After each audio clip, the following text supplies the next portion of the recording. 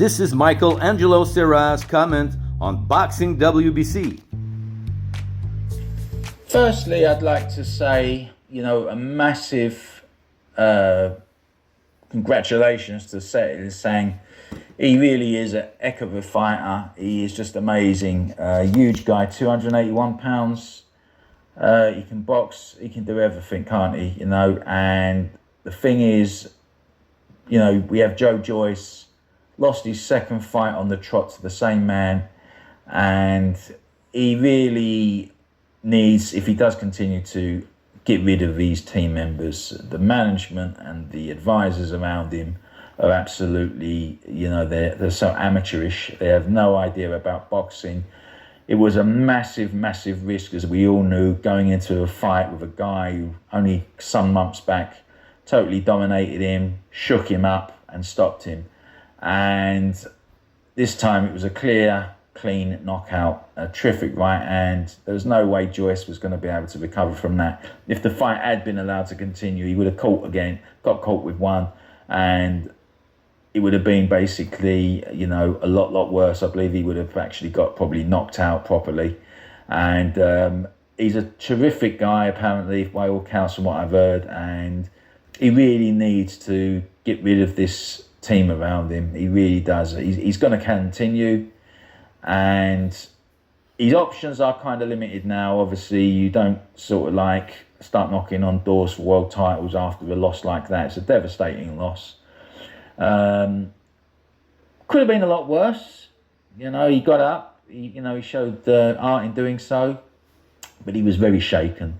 And I would like to see now Joyce really take on a rematch with Daniel Dubois, who he's beaten already. That is an intriguing fight domestically, and even in world terms. Both are coming off losses to world titles. I don't really count the fight last night between Zhang and Joyce as a WBO interim championship. I don't think that is necessarily the case, but officially it was.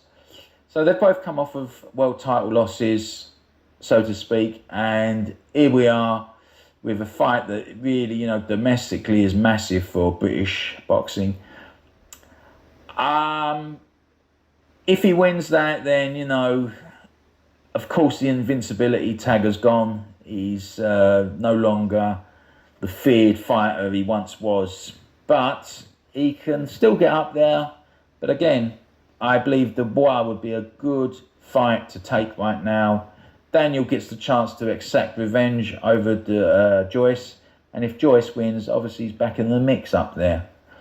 I'd like to see him, as I say, get rid of that team. The team were an absolute joke.